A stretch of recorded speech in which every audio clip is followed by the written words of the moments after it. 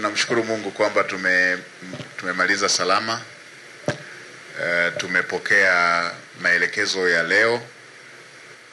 Tutaunganisha na yale ambayo yalishakwisha kutoka kupitia dira, ilani ya uchaguzi, mpango wa miaka mitano na ule wa mwaka mmoja na maelekezo ya leo, pamoja na yale ambayo yalishakwisha kutolewa, tukianza na yale ya siku 100 ili tuanze kukimbia tuelekee mbele. Nilisema juzi pale, naendelea kusisitiza kila mwanatimu member lazima tuende kwa gia ya kupandia mlima, ya kukatisha kwenye mawingu, ya kukatisha kwenye mawimbi ya bahari.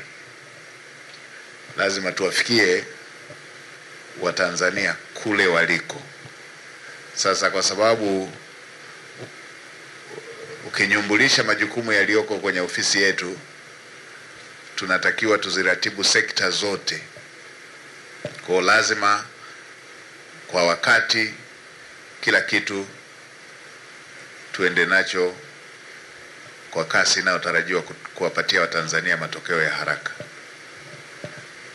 Nimeshaongea na katibu mkuu, amenihakikishia jinsi tulivyo na timu bora ya watumishi ndani ya ofisi ya waziri mkuu, na kwa kweli ukiangalia kazi ambazo zimefanyika katika kipindi kilichopita, inashuhudia kwamba tuna timu iliyo bora ya watumishi ndani ya ofisi ya waziri mkuu.